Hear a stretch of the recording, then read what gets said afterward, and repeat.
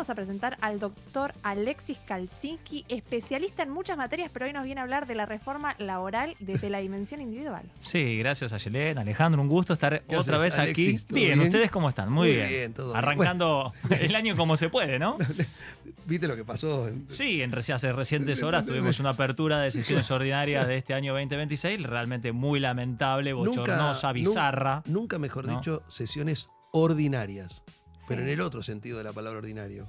Sí, totalmente ordinario y bizarro, ¿no? Claro.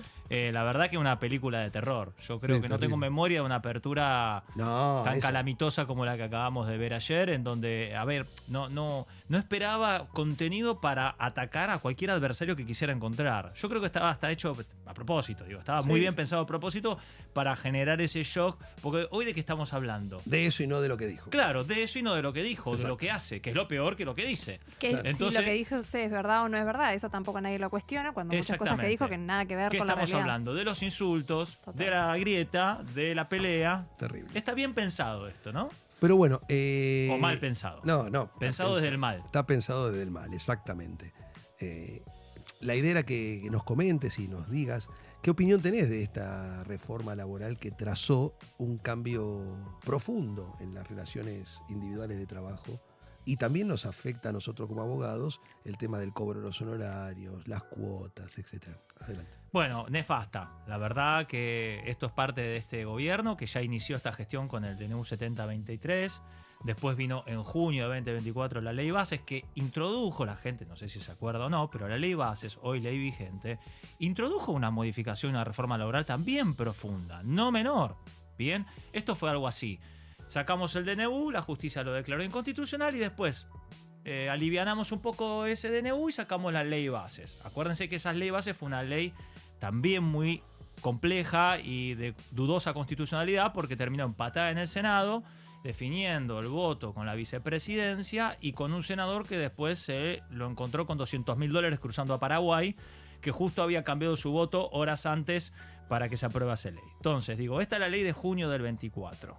Como no les parecía poco, llevaron ahora a cabo, sí, después de haber ganado las elecciones del año pasado y haber aumentado el número propio de senadores y diputados, llevaron adelante un proyecto mucho más profundo, más regresivo, totalmente perjudicial, pero no es perjudicial solamente para el trabajador, es perjudicial para el sistema, también es perjudicial para los empleadores. El otro día hablando con empresas, porque es fácil hablar de los trabajadores, quizás todavía no hemos hablado de los trabajadores, pero me llamaban empresarios y me dijeron, Alexis, ¿esta ley nos hace bien, nos beneficia? Yo le dije, no, porque esta ley no crea ni certidumbre ni seguridad jurídica.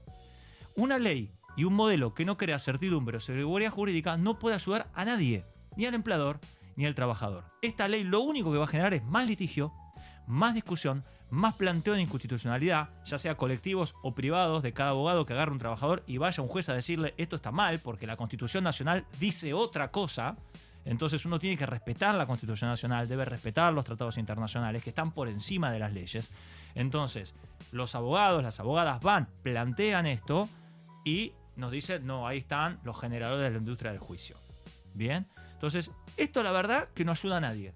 Genera incertidumbre, genera inseguridad jurídica, genera litigio y lo que vamos a tener es un gran crecimiento de casos laborales, de judicialización de casos laborales. Si ellos decían que venían a terminar con la industria del juicio, les aviso que la van a aumentar la industria del juicio, por una cuestión natural.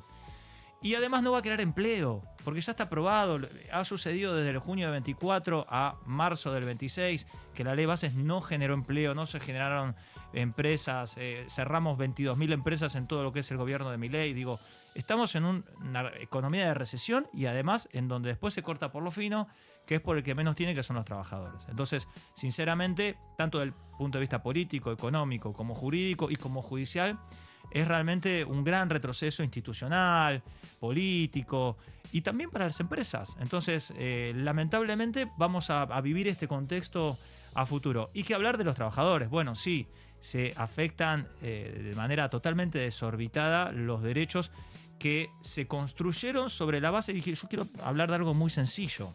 La relación entre trabajador y empleador no es una relación igualitaria. Entonces no puede haber igualdad y libertad cuando la relación económica no es igualitaria. Justamente la equidad hace que quien está más abajo suba un escalón para que en un pie de igualdad pueda negociar en igualdad de condiciones. Ahora, si yo me olvido de esa equidad y mantengo una inequidad, digo, no voy a completar esa ausencia y llamo a eso libertad, lo único que estoy generando es una legalización de esa asimetría y esa hiposuficiencia en la negociación. Y eso es lo que hace esta ley. Libera el mercado, libera al empleador la posibilidad de negociar libremente con el trabajador, y la realidad es que va a terminar oprimiendo y imponiendo las condiciones al trabajador para hacer y manejar su comercio como quiera hacerlo. Esta es la realidad de lo que va a suceder. Además, no quiero ser novelístico, pero digo, es un poco lo que va a suceder. No, pero lo que vos hablás en este momento es clave para entender esto.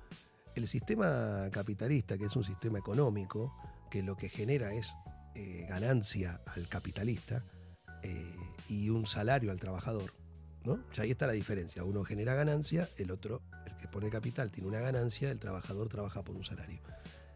Hay una diferencia, es que el capitalista no requiere del dinero del trabajador para vivir, comer y subsistir. En cambio, el sistema el trabajador depende del dinero del capitalista para vivir, para comer, para darle de comer a su familia. En esa relación asimétrica donde no estamos iguales, porque si vos tenés plata para vivir sin acordar conmigo y yo no tengo plata para vivir sin acordar con vos, yo me veo sometido, porque yo al otro día tengo que ir a comprar la comida para mis hijos. Entonces, en ese sometimiento, ¿no? El dinero es una de las características del poder y de la dominación. Digo, las leyes hacen que se achique. Ahí está la clave de la discusión. Si yo cuando discutimos te digo, bueno, si no nos ponemos de acuerdo, no te pago. Claro, ¿qué libertad tenés? ¿Qué libertad tenés vos para discutir conmigo? Se terminó la libertad porque vos no tenés fuerzas ni armas de negociación frente al empleador, que como bien decís, tiene todos los recursos, los medios, tiene la empresa, tiene el capital.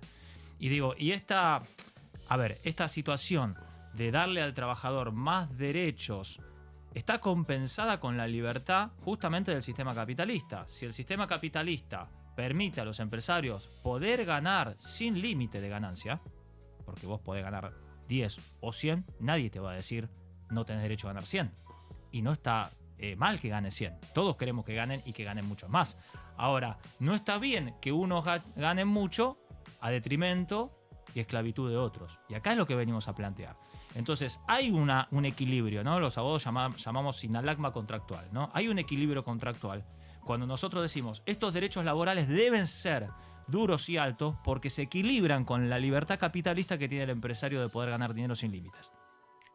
Y ahí sí hay una igualdad. Claro. Entonces, desde ese punto de vista, lo que se hace ahora es eliminar los derechos laborales, pero tampoco se elimina el tope de ganancia de los empleadores. Sí, por el contrario, se le quita impuesto, se libera la posibilidad de crear un fondo de compensación que lo que hace es destruir el sistema previsional público para generar un mercado financiero en entidades privadas y poder de esa forma financiar deudas laborales. Es decir, entramos en un mercado, en una situación en donde se quitan los derechos de un lado y se elevan los derechos del otro. Esta asimetría, que es una asimetría jurídica, pero es una asimetría política, va a estallar en algún momento. Porque naturalmente va a estallar. Totalmente. Entonces, el tema es cuándo, cómo y dónde, y lógicamente, cuando eso suceda, los que pensamos que las cosas deberían ser diferentes, vamos a militar para derogar esta ley y poner las cosas de vuelta en su orden. Yo te quería hacer una pregunta y volver un poquito sobre esta opinión o digamos, de alguna forma, consejo que le diste a los empresarios que tenían que ver con, bueno, esto genera falta de seguridad jurídica porque mucha gente va a litigar para reasegurar sus derechos que se ven de alguna forma violentados. ¿Qué pasa con el ejercicio de la profesión de los abogados cuando hay una pluspetición, digamos? Porque también muchos abogados se van a tender a retirar de esa rama del derecho porque corres un riesgo muy alto si vos no le calculás lo que se supone que le deberías calcular a la indemnización que estás pidiendo. Sí, primero decir que la pluspetición inexcusable es un instituto del derecho procesal que está consagrado en todas las normas procesales de hace muchísimos años. El derecho de trabajo no era ajeno a esto. Lo que hacen es incorporar un segundo párrafo en donde ponen y escriben, dar una característica de qué es una pluspetición inexcusable. Y dicen, va a suceder cuando haya una sobreestimación de los rubros pretendidos. La pregunta es, ¿qué es una sobreestimación? O sea, seguimos abriendo preguntas sin respuestas, claro, que van a tener que responder los jueces. Son lagunas. Son lagunas, generan esta incertidumbre. Si yo en vez de dar una respuesta genero otro paradigma y otra pregunta... Pero vos qué pensás, ¿cuáles son los rubros? No, yo lo que creo es que lo van a tener que decidir los jueces. No, pero vos qué pensás cuando vos le escuchás la palabra rubro, ¿qué es? A ver. Los rubros son los ítems reclamados en una demanda. Sí, horas los conceptos. extras. Exactamente. Si horas yo extras, reclamo horas despido. extra y no puedo probar las horas extra, es culpa mía. Bueno, a ver, los Claro, jueces, ese es el problema. No, los pero jueces digo, ya han dicho que eso no es petición inexcusable. Por eso. Hay fallos. ¿Por qué? Porque probar las horas extras o probar el salario en negro, Claro. te pago la mitad en blanco y la mitad te la pago en negro y después te echo y te quiero pagar la indemnización solo con el blanco y no te quiero pagar con el negro. Todo eso es muy difícil de probar. Porque es muy difícil porque necesitas testigos, necesitas pericias. Y está atado a un riesgo procesal. Está un riesgo procesal y a una interpretación del juez del valor de esa prueba. Total. Entonces, reclamar eso, entonces, ¿qué hace? El abogado dice, no, pará, si yo reclamo esto, después voy a... Entonces Claro. mejor... Bueno, a ver, lo primero, yo quiero llevar un poco de tranquilidad. Por favor, Alexis. Lo primero es, la ley no dice más de lo que más o menos los fallos que daban pluspeticiones decían. ¿Ok? Uno no es tonto y no es menor que ahora al ponerlo en la ley, el legislador de alguna manera está incitando al juez a decir, che, esto en los laborales revisalo más que en civil y comercial que no tienen este segundo párrafo. Acá prestale más atención. Pero la cuestión es, esto ya estaba en la jurisprudencia que condenaba a pluspeticiones inexcusables. Digamos, un poco el concepto de esa jurisprudencia era, bueno, esto es injustificable, esto está sobreestimado. Es decir, entiendo yo que esta norma en realidad jurídicamente no cambia nada, o sea, los jueces no están atados por esto porque respeta lo que los jueces venían diciendo.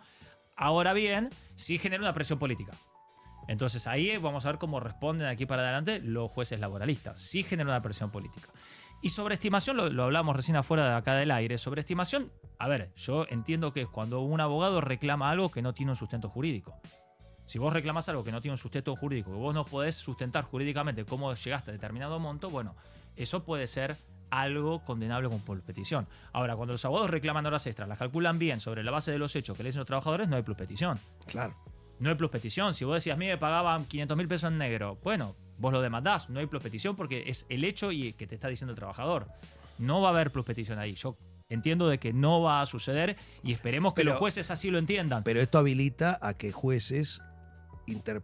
unos jueces puedan interpretar otra cosa y tratar de crear una nueva jurisprudencia. Exactamente, sí. Este segundo párrafo de la ley está incentivando a los jueces a que modifiquen su jurisprudencia, que sean un poco más rigurosos con esto. O la Corte.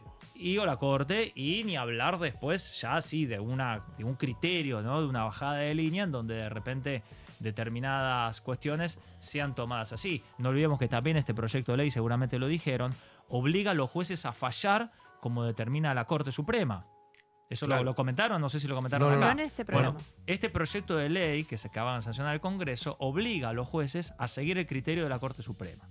Bien, expresamente en un artículo. Entonces, ¿qué sucede si la Corte Suprema saca lo que llamamos leading case o saca un criterio judicial respecto de la pluspetición inexcusable en un caso y bueno, los tribunales inferiores van a estar obligados a seguirlo? Y aquí aparece el otro problema. Es decir, yo tiro una norma, pero al mismo tiempo obligo al juez a aplicarla. O si el juez no me gusta, deshago el fuero y lo paso a la Ciudad de Buenos Aires.